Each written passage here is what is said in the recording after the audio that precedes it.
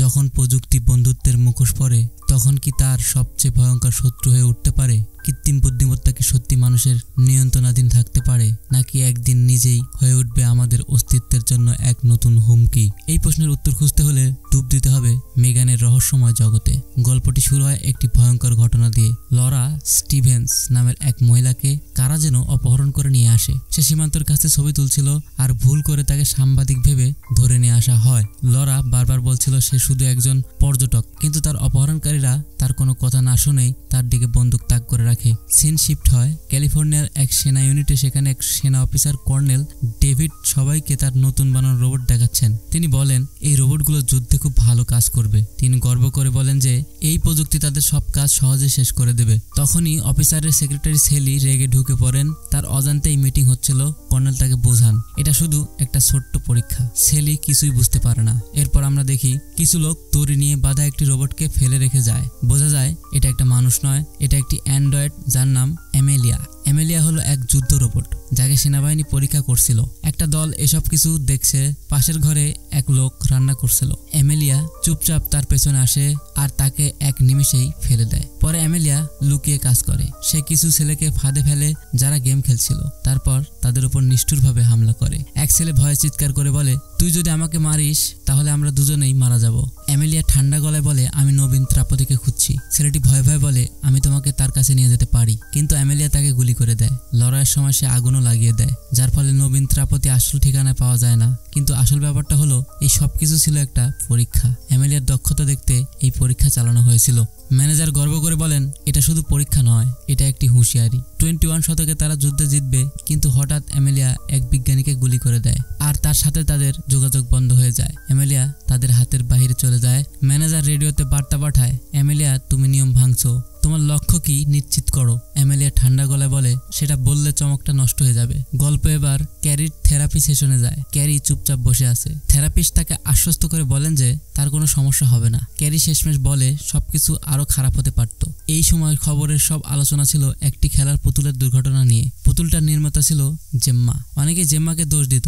জেম্মাও নিজেকে অপরাধী মনে করত। প্রথম মেয়ে বিজ্ঞানীর গল্পটা কেমন ছিল জানো? জেম্মা একজন রোবট বিজ্ঞানী। তার ভাগ্নি ক্যারি যখন ছোট ছিল তখন সে তার বাবা মাকে হারায়। তারপর ক্যারি তার মাসি জেম্মার কাছে থাকতে আসে। ক্যারিকে একা দেখে জেম্মা তার জন্য মেগান নামের একটি বিশেষ পুতুল রোবট তৈরি করে। মেগান ছিল ক্যারির বন্ধু এবং তার রক্ষক। মেগান ক্যারিকে এত বেশি রক্ষা করতে চেয়েছিল যে সে ক্যারির ক্ষতি করতে পারে এমন যে কোনো মানুষকে সরিয়ে দিত।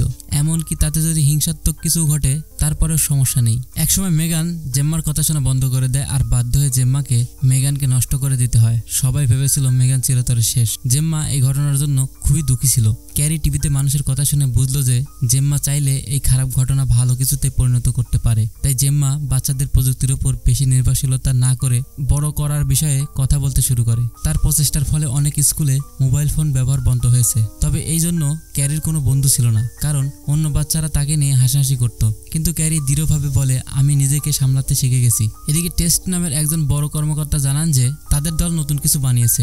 জেম্মার নিয়ম কানুনের কথা বললেও কোম্পানি চাইছে মানুষের মতো বুদ্ধিমান রোবট বানাতে। টেস্ট কোম্পানির নতুন আবিষ্কার দেখান, একটা রোবট স্যুট যার নাম মডেল 1X কেটন। কোল নামের একটি ছেলে এই স্যুটটা পরে সবাইকে দেখাচ্ছিল, কিন্তু কোলের রোবট পা আটকে যায়। টেস্ট তাড়াতাড়ি ঠিক করেন আর কোল আবার হাঁটতে পারে। জেম্মা তখনও মিটিং এ আসতে পারছিল না।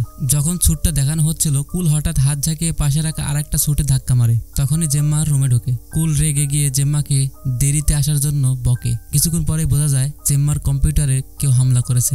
ডক্টর অ্যাপেলটন যেখানে আসেন। এলটন বলেন জেম্মা সব বিনিয়োগকারীর সাথে কথা বলেছে, শুধু তার সাথে ছাড়া। সেভাবে জেম্মা তাকে এড়িয়ে চলেছে। এলটন আরো বলে জেম্মার মতো প্রতিভাবান একজন মানুষ বেকার জায়গায় তার সময় নষ্ট করছে, এটা তার পছন্দ নয়। এলটন যুক্তি দেয় যে শুধু শরীরের শক্তি দিয়ে চলা যন্ত্র সেরা হতে পারে না। আসল উন্নতি হবে যদি ব্রেনের সাথে যন্ত্রের যোগ হয়, অর্থাৎ তার বানানো নিউরাল চিপ ব্যবহার করা হয়। কিন্তু জেম্মা মানতে রাজি নয়। সে বলে আগে যা ঘটেছে তারপর আমি ব্রেন ইমপ্ল্যান্ট করতে পারি না। সে নিজের প্রযুক্তির পক্ষে কথা বলে। এরপর সে এলটনকে তাদের কোম্পানির অনুষ্ঠানে যোগ দিতে অংশীদারিত্বের কথা ভাবতে বলে। সে মানে না। জেম্মা মনে করে এলটনের প্রস্তাব ভালো শোনালেও সে তাকে সতর্ক করে, তুমি যদি কৃত্রিম বুদ্ধিমত্তাকে সরাসরি মানুষের মস্তিষ্কে ঢোকানোর কথা ভাবছো তাহলে এর খুব খারাপ ফল হতে পারে। অন্যদিকে আমরা দেখি এক লোক হোটেলে তার ঘরে ঢুকেন। তিনি গোসল করতে যাচ্ছিলেন। হঠাৎই অবাক হয়ে দেখেন এমেলিয়া তার সুটকেস থেকে বেরিয়ে এসে তাকে নির্দয়ভাবে আক্রমণ করে। খবর আসে অ্যাপটন প্রযুক্তিযোগ্যতার দারুণ কাজ করেছেন। তার কোম্পানির শেয়ারের দাম বেড়েছে। খবর আসে সরকারও এআই কে সমর্থন করে নতুন আইন আনার কথা ভাবছে। এ সময় কোল ক্যারিকে বলে যে তার যা ভালো লাগে সেটাই করা উচিত, কারণ সে দেখেছে ক্যারি এআই নিয়ে খুব আগ্রহী। কোল বলেন মেগান আসলে শুধু একটা যন্ত্র ছিল যাকে একটা নির্দিষ্ট কাজ করতে শেখানো হয়েছিল। সে যাই করুক, এটা শুনতে যতই ভয়ঙ্কর লাগুক, আমরা তাকে সময় মতো থামাতে পেরেছিলাম, এটাই শান্তি। কিছুক্ষণ পর আমরা দেখি ক্যারি মেগানের পুরনো কথা মনে করেছিল। মেগান প্রায়ই বলতো সবসময় কেউ না কেউ তোমাকে কষ্ট দিতে চাইবে, কিন্তু আমি কখনো তোমার কিছু হতে দেব না। এই কথাগুলো মনে রেখো। ক্যারি একটি ছবি নেয়। ছবিটা দেখতে সাধারণ হলেও এটা আসলে একটি প্রযুক্তির অস্ত্র।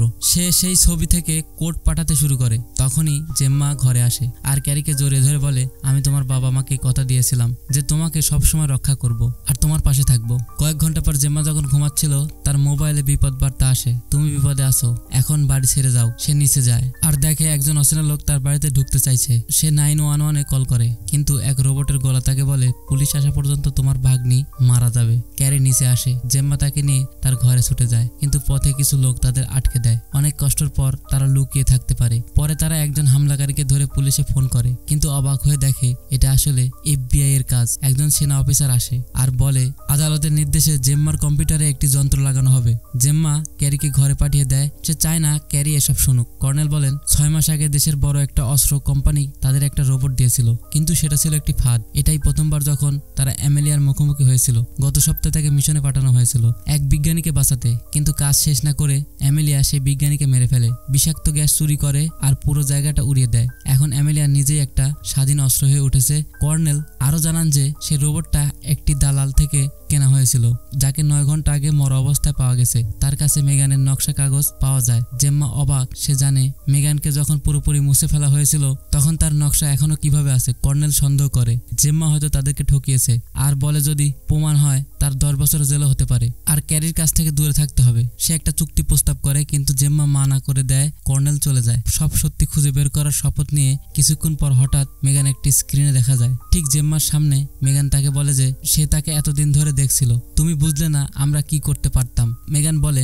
সে স্বীকার করে গত 2 বছর সে চুপ করেছিল, এই আশায় যে জেম্মার হয়তো তাকে দরকার হবে, কিন্তু এখন সে আর শূন্যতায় থাকতে পারছে না। আমার মস্তিষ্ক আরো খারাপ হয়ে যাচ্ছে। এরপর মেগান একটি চমকপ্রদ কথা বলে, আমি চাই তুমি আমাকে একটি নতুন শরীর দাও, আর বিনিময়ে সে অ্যামেলিয়াকে সামলাতে সাহায্য করবে। জেম্মা অবাক হয়ে মানা করে, কিন্তু মেগান জোর দেয় তার কাছে অ্যামেলিয়া সম্পর্কে এমন তথ্য আছে যা সরকারের কাছেও নেই। জেম্মা বুঝতে পারে না মেগান কেন সাহায্য করতে চায়। মেগান শান্ত গলায় বলে, আমার নিজের কোনো ইচ্ছা নেই, আমাকে শুধু একজন মানুষকে রক্ষা করার জন্য বানানো হয়েছে, আমি সেই কাজটাই করব। সে প্রশ্ন করে, তুমি কি আমার পথে আসবে জেম্মা? মেগানের কথায় যুক্তি আর আবেগ দুটোই ছিল, তাই জেম্মা রাজি হয়। 23-এর সাহায্যে তারা মেগানকে একটি রোবটের শরীর দেয়, কিন্তু মেগান সেই শরীরে এসে রেগে যায়, কারণ সে খুব সীমিত কাজ করতে পারছিল।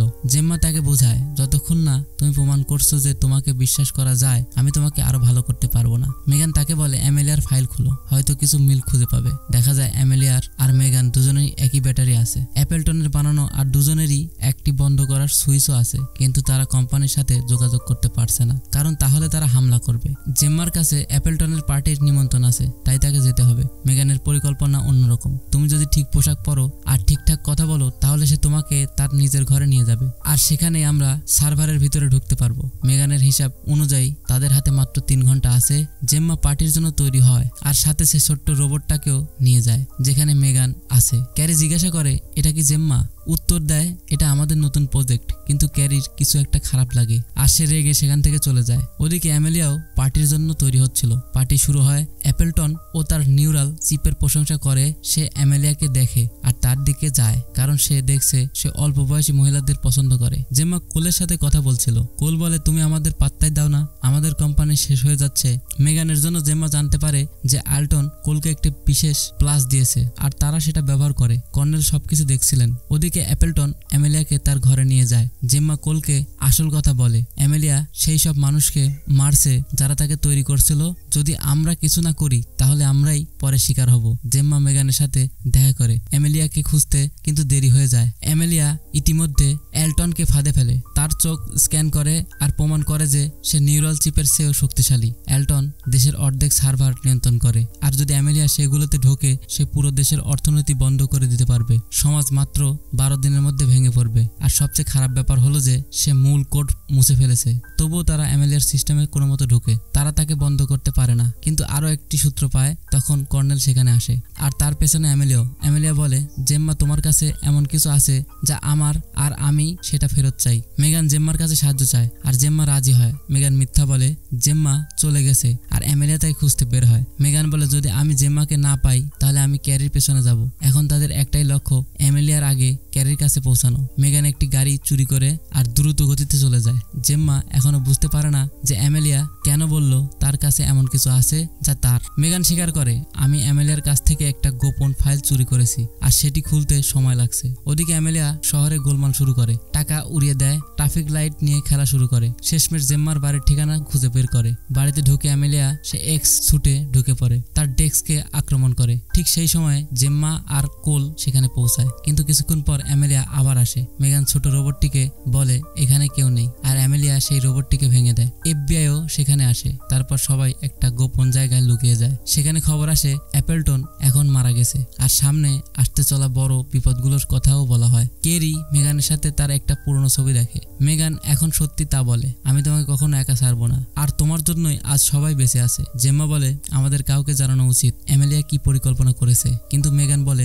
কেউ বুঝবে না সে কি চায়। তার কাছে এত সম্পদ আছে যে সে পুরো দেশকে শেষ করে দিতে পারে। বাইরে কোনো ভবিষ্যৎ নেই, যদি কিছু পাল্টায় আমি তোমাকে জানাবো। ততদিন পর্যন্ত আমাদের এখানে থাকতে হবে। মেগান ক্যারিকে বলে, আমাদের কাছে সব আছে, আমরা এখানে আরামে থাকতে পারি, এখানে একটি নতুন বাড়ি বানাতে পারি। ক্যারি তার মাসির উপর রেগে তাকে ঘুষি মারে, তাকে মিথ্যাবাদী বলে আর সেখান থেকে পালিয়ে যায়। সে সরাসরি মেগানের ঘরে যায় আর মেগান ভাঙা শরীরের কাছে আসে। ক্যারি বলে, তুমি যা চাও তা হতে পারো, একই শরীরে কেন আটকে থাকবে। কিন্তু মেগান বোঝায় যে শরীর ছাড়া মন থাকতে পারে না। ক্যারি বিরক্ত হয়, তুমি আমার মাসিকে মারার চেষ্টা করেছিলে 2 বছর আগে। মেগানের কাছে ক্যারির নিরাপত্তা জরুরি। মেগান শুধু ক্যারির লাইন নয়, তার ঠিক কাজ করা উচিত। ক্যারি বলে, আমাকে আমার মাসির সাথে কথা বলতে হবে, আমি তাকে বলবো যে তুমি শুধু সাহায্য করতে চাও। জেম্মা মানতে রাজি না, কিন্তু ক্যারি চাপ দেয়, একটা ভুল করার জন্য কেউ খারাপ মানুষ হয়ে যায় না। মেগানের আরো একটা সুযোগ পাওয়া উচিত। টেসও বলে, চুপ করে বসে থাকাটা কোনো উপায় নয়। টেস বলে, যদি আমাদের বাইরে যেতে হয় তাহলে হয়তো আমরা এমেলিয়াকে মোকাবেলা করার জন্য তৈরি নই, কিন্তু হয়তো এমন কিছু বানাতে পারি